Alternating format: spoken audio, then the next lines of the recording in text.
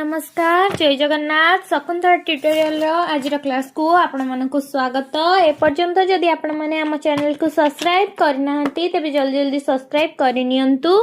तेबे चलंतु आरंभ करिबा आजिर आलोचना। आज आमे पढ़िबा अलंकार संबंध रे। काली कौन पढ़थिले कृदंत पढ़थिले तद्धित पढ़थिले छंद पढ़थिले सब आलोचना करि सारचे। आज ओडिया साहित्यर क ख ग पुस्तक रु एमसीक्यू डिस्कशन करिबा केउ उपरे अलंकार उपरे आलोचना करिबा। अलंकार काहाकू कुहा जाए, अलंकार केते भागरे विभक्त, अलंकार कौन कौन ए सब आलोचना करिबा। प्रथम प्रश्न जानिबा काव्य साहित्यर सौंदर्य दिग प्रति किए दृष्टि देई थाए। काव्य साहित्यर सौंदर्य दिग प्रति अलंकार दृष्टि देई थाए। नेक्स्ट क्वेश्चन साहित्य को सरस सुंदर और रमणीय करबाकू केउ सौंदर्य बोधक उपादान लोड़ा।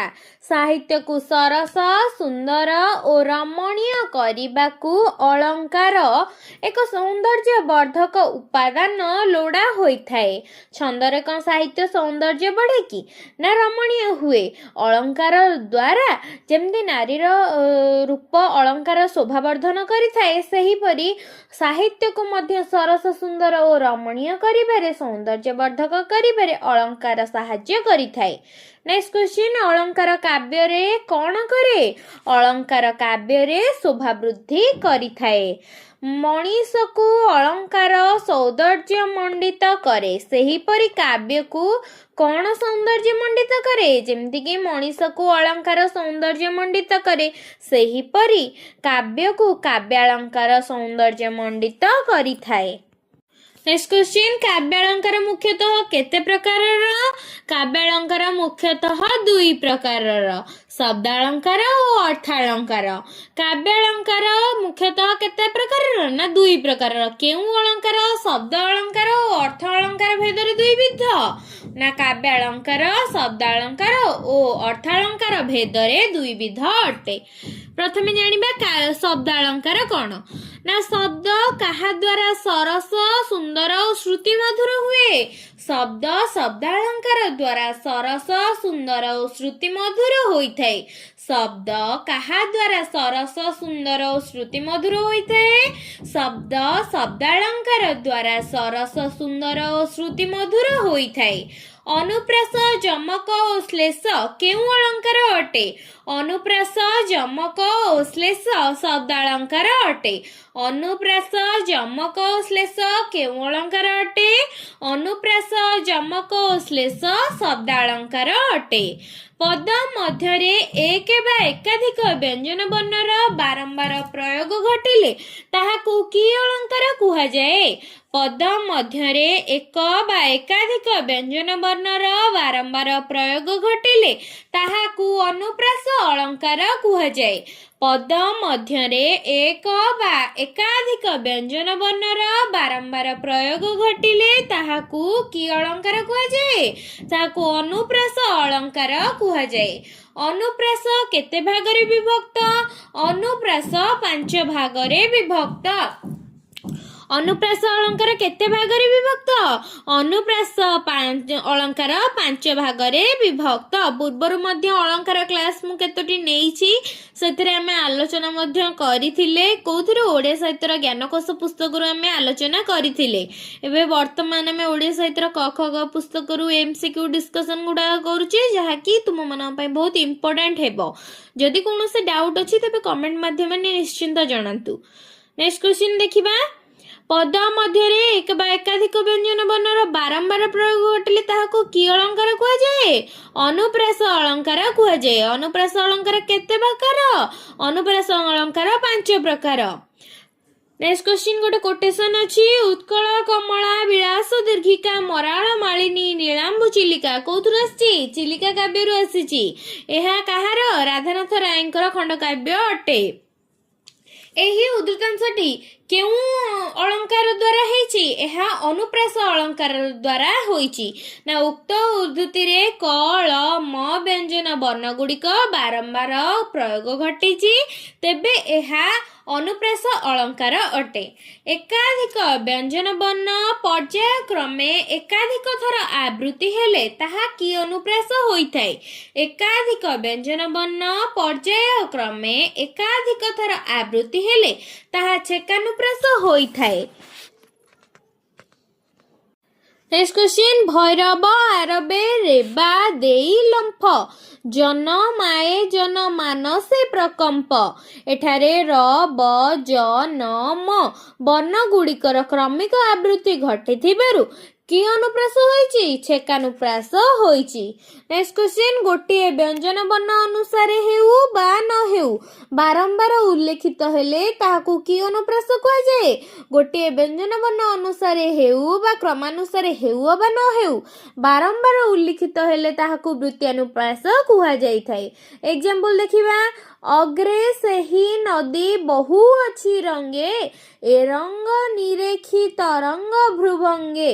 ଏହା କେଉଁଥିରୁ ଆସିଛି? ଦରବାର କାବ୍ୟ ରାଧାନାଥ ରାୟଙ୍କର। ଏହି ଉଦ୍ଧୃତିଟିରେ ର ଓ ଅଙ୍ଗର ବାରମ୍ବାର ଆବୃତ୍ତି ହୋଇଥିବାରୁ ଏଠାରେ ବୃତ୍ତ୍ୟାନୁପ୍ରାସ ଅଳଙ୍କାର ହୋଇଛି। ନେକ୍ସଟ କ୍ୱେଶ୍ଚିନ୍, ଯେଉଁଠାରେ ପାଦର ଶେଷ ବ୍ୟଞ୍ଜନ ବର୍ଣ୍ଣ ତାର ପୂର୍ବବର୍ତ୍ତୀ ସ୍ୱର ବର୍ଣ୍ଣର ସମତା ରହି ଆବୃତ୍ତି ହୋଇଥାଏ ତାହାକୁ କି ଅନୁପ୍ରାସ କୁହାଯାଏ? ଯେଉଁଠାରେ ପାଦର ଶେଷ ବ୍ୟଞ୍ଜନ ବର୍ଣ୍ଣ ତାର ପୂର୍ବବର୍ତ୍ତୀ ସ୍ୱର ବର୍ଣ୍ଣର ସମତା ରହି ଆବୃତ୍ତି ହୋଇଥାଏ ତାହାକୁ ଅନ୍ତ୍ୟାନୁପ୍ରାସ ଅଳଙ୍କାର କୁହାଯାଇଥାଏ। କୃଷ୍ଣ ପୌଗଣ୍ଡ କାଳ ଅନ୍ତର ନବ କିଶୋର ବୟ ଆଗତର। କଣ ହବ? ଏହି ପଦରେ ପ୍ରଥମ ଓ ଦ୍ୱିତୀୟ ପାଦର ଶେଷରେ ଥିବା ବ୍ୟଞ୍ଜନ ବର୍ଣ୍ଣ ରେ ଏବଂ ପୂର୍ବବର୍ତ୍ତୀ ସ୍ୱର ବର୍ଣ୍ଣ ବା ଉପାନ୍ତ୍ୟ ସ୍ୱର ବର୍ଣ୍ଣ ଅର ସାମ୍ୟ ରହିଥିବାରୁ ଏହା କି ଅନୁପ୍ରାସ ହୋଇଛି? ଏହା ଅନ୍ତ୍ୟାନୁପ୍ରାସ ହୋଇଛି। ଭିନ୍ନାର୍ଥ ବୋଧକ ଏକ ପ୍ରକାର ପଦର ବାରମ୍ବାର ଆବୃତ୍ତିକୁ କଣ କୁହାଯାଏ? ଭିନ୍ନାର୍ଥ ବୋଧକ ଏକ ପ୍ରକାର ପଦର ବାରମ୍ବାର ଆବୃତ୍ତିକୁ ଯମକ ଅଳଙ୍କାର କୁହାଯାଏ। ଭିନ୍ନାର୍ଥ ବୋଧକ ଏକ ପ୍ରକାର ପଦର ବାରମ୍ବାର ଆବୃତ୍ତିକୁ କେଉଁ ଅଳଙ୍କାର କୁହାଯାଏ? ଭିନ୍ନାର୍ଥ ବୋଧକ ଏକ ପ୍ରକାର ପଦର ବାରମ୍ବାର ଆବୃତ୍ତିକୁ ଯମକ ଅଳଙ୍କାର କୁହାଯାଏ। କେଉଁଟି ଅନୁପ୍ରାସ ଅଳଙ୍କାରର ବିଭାଗ ଅନ୍ତର୍ଗତ ନୁହେଁ? କଣ? ଶ୍ରୁତ୍ୟାନୁପ୍ରାସ, ଅନ୍ତ୍ୟାନୁପ୍ରାସ, ଆଦ୍ୟାନୁପ୍ରାସ, ବୃତ୍ତ୍ୟାନୁପ୍ରାସ। ଆଦ୍ୟାନୁପ୍ରାସ ଅଳଙ୍କାର ଅନୁପ୍ରାସ ଅଳଙ୍କାରର ବିଭାଗର ଅନ୍ତର୍ଭୁକ୍ତ ନୁହେଁ। ନେକ୍ସଟ କ୍ୱେଶ୍ଚିନ୍, ନୀଳ ନିରଦ ମାଳେ ଖେଳ ଖେଳେ ଚପଳା ଖଳ ପିରତି ପ୍ରାୟ ସଦା ଚପଳା। ନୀଳ ନିରଦ ମାଳେ ଖେଳେ ଚପଳା ଖଳ ପିରତି ପ୍ରାୟ ସଦା ଚପଳା। ଏହି ଉଦ୍ଧୃତିଟି କାହାର ଉଦାହରଣ? ଏହି ଉଦ୍ଧୃତିଟି ଯମକ ଅଳଙ୍କାରର ଉଦାହରଣ ଅଟେ। ନୀଳ ନିରଦ ମାଳେ ଖେଳେ ଚପଳା ଖଳ ପିରତି ପ୍ରାୟ ସଦା ଚପଳା। ଏଠାରେ କଣ ହେଇଛି? ନା ଭିନ୍ନାର୍ଥ ବୋଧକ ଏକ ପ୍ରକାର ପଦର ବାରମ୍ବାର ଆବୃତ୍ତି ହୋଇଛି, ତେଣୁକରି ଏଠାରେ ଯମକ ଅଳଙ୍କାର ହୋଇଛି। ନେକ୍ସଟ କ୍ୱେଶ୍ଚିନ୍, ଯମକ ଅଳଙ୍କାର ମୁଖ୍ୟତଃ କେତେ ଭାଗରେ ବିଭକ୍ତ? ଯମକ ଅଳଙ୍କାର ମୁଖ୍ୟତଃ 5 ଭାଗରେ ବିଭକ୍ତ। କଣ କଣ? ଆଦ୍ୟ ଯମକ, ମଧ୍ୟ ଯମକ, ପ୍ରାନ୍ତ ଯମକ, ସର୍ବଯମକ, ମହାଯମକ ବା ମାଳ ଯମକ। ପ୍ରଥମେ ଜାଣିବା କଣ? ନା ପଦର ପ୍ରତି ପାଦର ଆଦ୍ୟରେ ଗୋଟିଏ ଶବ୍ଦ ବ୍ୟବହୃତ ହୋଇ ଭିନ୍ନ ଅର୍ଥ ପ୍ରକାଶ କଲେ କି ଯମକ ହୁଏ? ନା ଆଦ୍ୟ ଯମକ ହୁଏ। ପଦର ପ୍ରତି ପାଦର ଆଦ୍ୟରେ ଗୋଟିଏ ଶବ୍ଦ ବ୍ୟବହୃତ ହୋଇ ଭିନ୍ନ ଅର୍ଥ ପ୍ରକାଶ କଲେ କେଉଁ ଯମକ ହୁଏ? ପଦର ପ୍ରତି ପାଦରେ ଆଦ୍ୟରେ ଗୋଟିଏ ଶବ୍ଦ ବ୍ୟବହୃତ ହୋଇ ଭିନ୍ନ ଅର୍ଥ ପ୍ରକାଶ କଲେ ଆଦ୍ୟ ଯମକ ହୋଇଥାଏ। ବରଜି ବରସେ ଦେଇ ମାନସ ବରଜି ବରସେ ଅମେଧ୍ୟ ଗ୍ରାସ। କେଉଁ ଯମକ? ଏଠାରେ ଆଦ୍ୟ ଯମକ ହୋଇଅଛି। ଏଠାରେ କେଉଁ ଯମକ ହୋଇଛି? ନା ଆଦ୍ୟ ଯମକ ହୋଇଅଛି। तापर देखिबा भिन्नार्थक गोटिए शब्द पाद मध्यरे एकाधिक थर व्यवहृत हेले की प्रकार अलंकार होइथाए। भिन्नार्थक गोटिए शब्द पाद मध्यरे एकाधिक थर व्यवहृत हेले मध्यजमक अलंकार होइथाए। नेक्स्ट क्वेश्चन देखरे नलिनी नलिनी नलिनी रे पूरित भ्रमंती भ्रमरे भ्रमरे भ्रमर रे शोभित। यह केउं अलंकार हेबो ना मध्यजमक अलंकार हेबो काहेकि ना भिन्नार्थक गोटिए शब्द पाद मध्यरे एकाधिक थर व्यवहृत होइथिबारु एठारे मध्यजमक अलंकार होइअछि। नेक्स्ट क्वेश्चन विभिन्न अर्थबोधक शब्द पाद शेष एकाधिक बार व्यवहृत हेले कि अलंकार हुए प्रांतजमक अलंकार हुए। एग्जाम्पल कौन नील नीरद माले खेले चपला खल पीरती प्राय सदा चपला। एटी चपला चपला डबल हेची कोठी ना शेष रे तेणु करी प्रांतजमक। एटा कोथुर आछि नील नीरद माले खेले चपला खल पीरती प्राय सदा चपला। यह तुलसी स्तबकरू आसीअछि। नेक्स्ट क्वेश्चन भिन्नार्थ बोधक एक प्रकार शब्द पद मध्यरे एकाधिक थर व्यवहृत हेले ताहा की जमक होइथाए। भिन्नार्थ विभिन्नार्थक एक प्रकार शब्द पद मध्यरे एकाधिक थर व्यवहृत हेले ताहा सर्वजमक होइथाए। एग्जाम्पल अहि मकर तापने आसे शोभा सारस चक्रे। अहि मकर तापने आसे शोभा सारस चक्रे। यह लावण्यवतीरू आसीची। यह कहार उपेन्द्र भंजकर। एठारे केउ जमक होईची एठारे सर्वजमक अलंकार होईअछि। नेक्स्ट क्वेश्चन सर्वजमकर अन्य एक नाम कौन। सर्वजमकर अन्य एक नाम है महाजमक। सर्वजमकर अन्य एक नाम कौन ना महाजमक। भिन्न अर्थबोधक समुच्चरित शब्द समूहर पाद मध्यरे बारंबार प्रयोग हेले की जमक हुए।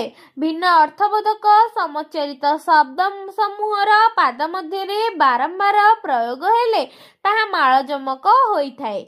एग्जाम्पल कौन बृह भानु भानु प्रभाताप नाही वृत्त तमाळ माळ माळती लता जही। बृह भानु भानु प्रभाताप नाही वृत्त तमाळ माळ माळती लता जही। एठारे भानु और माळ शब्द भिन्न अर्थरे बारंबार व्यवहृत होइछि तेणु एठारे माळ जमक होइअछि।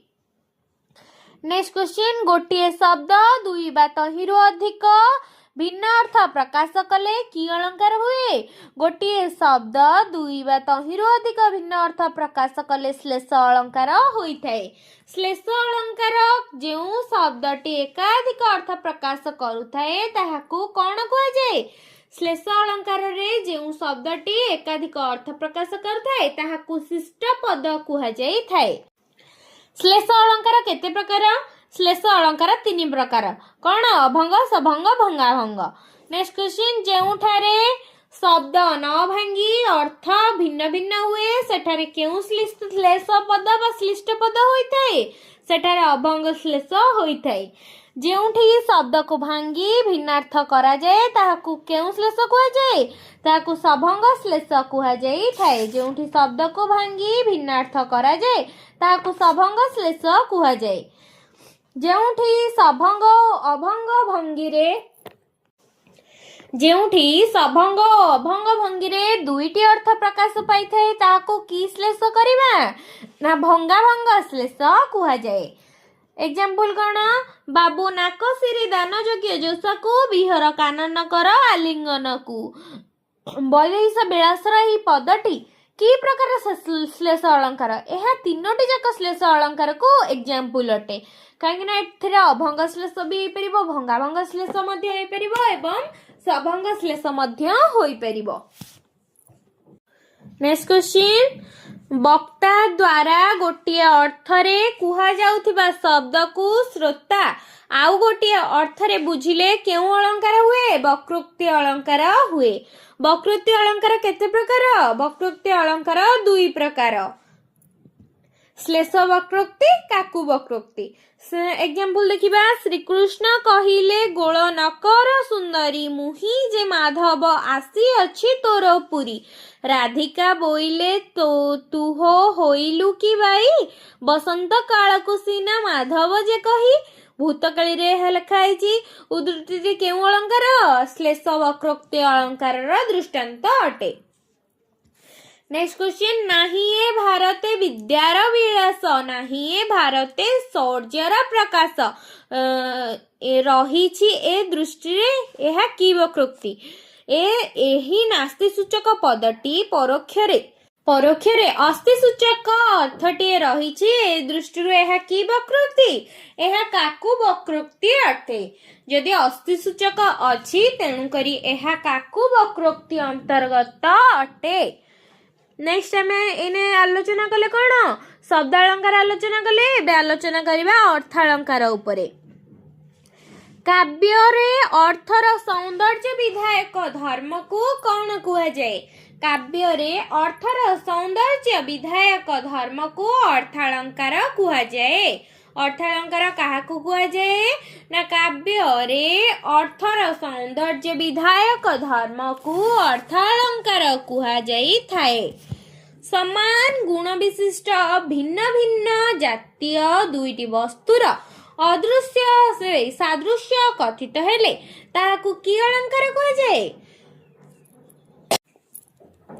ସମାନ ଗୁଣ ବିଶିଷ୍ଟ ଭିନ୍ନ ଭିନ୍ନ ଜାତୀୟ ଦୁଇଟି ବସ୍ତୁର ସାଦୃଶ୍ୟ କଥିତ ହେଲେ ତାହାକୁ ଉପମା ଅଳଙ୍କାର କୁହାଯାଏ। ଉପମେୟ, ଉପମାନ, ସାଧାରଣ ଧର୍ମ ଓ ଉପମାବାଚକ ଶବ୍ଦ ଏ ଚାରୋଟି କେଉଁ ଅଳଙ୍କାରର ଅଙ୍ଗ?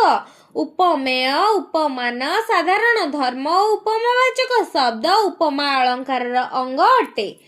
ଯେଉଁ ବସ୍ତୁକୁ ବର୍ଣ୍ଣନା କରାଯାଏ ବା ତୁଳନା କରାଯାଏ ତାହାକୁ କ'ଣ କୁହାଯାଏ? ଯେଉଁ ବସ୍ତୁକୁ ବର୍ଣ୍ଣନା କରାଯାଏ ବା ତୁଳନା କରାଯାଏ ତାହାକୁ ଉପମେୟ କୁହାଯାଏ। ଯେଉଁ ବସ୍ତୁକୁ ବର୍ଣ୍ଣନା କରାଯାଏ ବା ତୁଳନା କରାଯାଏ ତାହାକୁ କ'ଣ କୁହାଯାଏ? ଯେଉଁ ବସ୍ତୁକୁ ବର୍ଣ୍ଣନା କରାଯାଏ ବା ତୁଳନା କରାଯାଏ ତାହାକୁ ଉପମେୟ କୁହାଯାଇଥାଏ। ଯେଉଁ ବସ୍ତୁ ସହିତ ତୁଳନା କରାଯାଏ ତାହାକୁ କ'ଣ କୁହାଯାଏ? ଯେଉଁ ବସ୍ତୁ ସହିତ ତୁଳନା କରାଯାଏ ତାହାକୁ ଉପମାନ କୁହାଯାଇଥାଏ। ଯେଉଁ ସମାନ ଗୁଣ, କ୍ରିୟା ଆଦିର ସମାନତା କାରଣରୁ ଉପମେୟର ସମାନତା ଉପମାନ ସହିତ କରାଯାଏ ତାହାକୁ କ'ଣ କୁହାଯାଏ? ଯେଉଁ ସମାନ ଗୁଣ, କ୍ରିୟା ଆଦିର ସମାନତା କାରଣରୁ ଉପମେୟର ସମାନତା ଉପମାନ ସହିତ କରାଯାଇଥାଏ ତାହାକୁ ସାଧାରଣ ଧର୍ମ କୁହାଯାଇଥାଏ।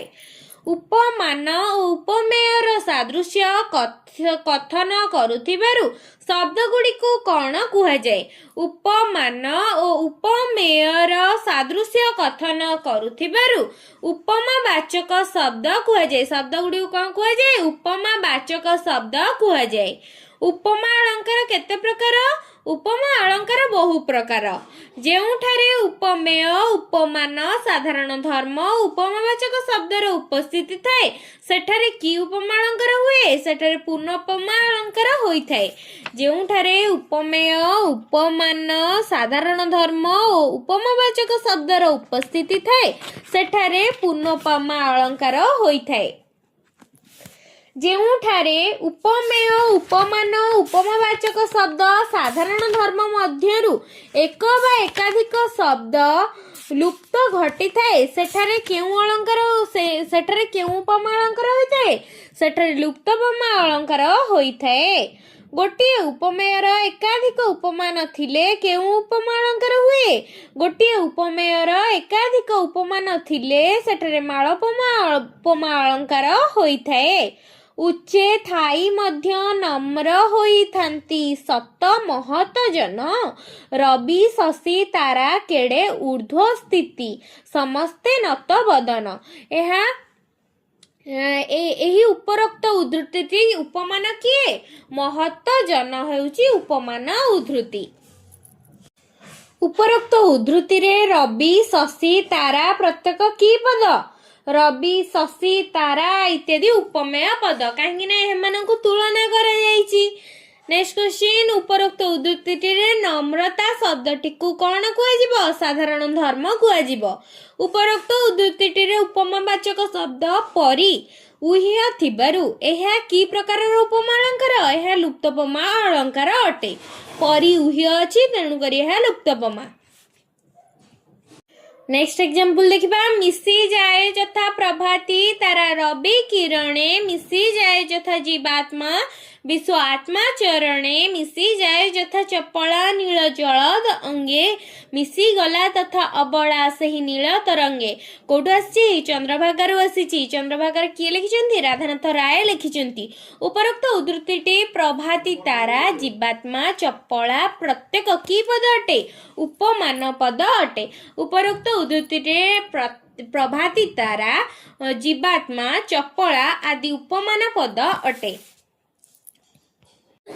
से उद्धृति को नहीं देखिबा अबला शब्दटी एठरे कौन हेची अबला शब्दटी एठरे उपमेय हेची मिसी जिबा शब्दटी कौन हेची साधारण धर्म होईची उद्धृति रे यथा तथा शब्द को कौन कुआ जाईची उपमावाचक शब्द कुआ जाईची उपरोक्त उद्धृति रे गोटे उपमेय रे एकाधिक उपमान थिबारु एहा की प्रकार उपमा अलंकार एहा मालोपमा उपमा अलंकार कुआ जाईची।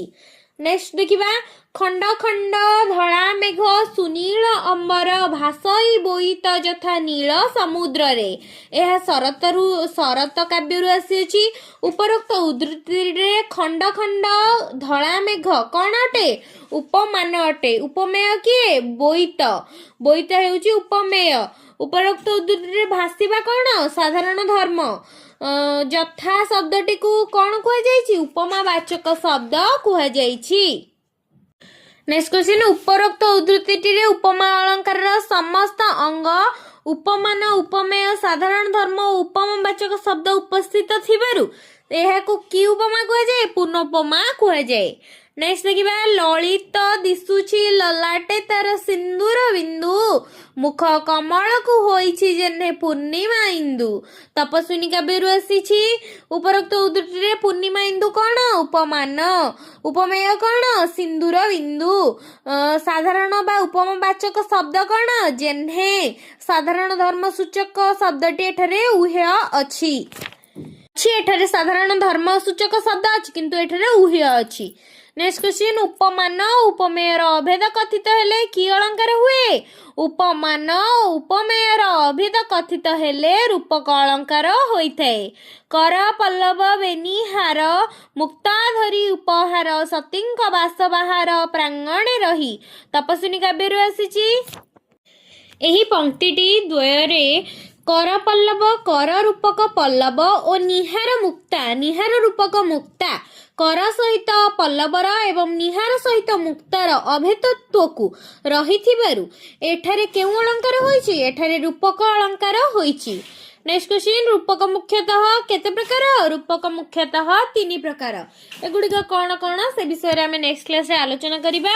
तेबे आज कोन पढले शब्दालंकार अर्थालंकार शब्दालंकार क्या कुआ जाए शब्दालंकार रे कौन कौन अच्छी श्लेष अलंकार कौन आद्य जमक मध्य जमक प्रांत जमक सर्वजमक माल जमक श्लेष तापरे अर्थालंकार उपमा अलंकार आउ कौन पढ़ले रूपक अलंकार पढ़िले। नेक्स्ट क्लास रे रूपक अलंकार केते भाग रे विभक्त कौन कौन उत्प्रेक्ष अलंकार व्यतिरेक शुभाभक्ति ए सब को आलोचना करिबा। जदि आपण माने ए जे हम चैनल को सब्सक्राइब करना तेबे जल्दी जल्दी सब्सक्राइब करिनि।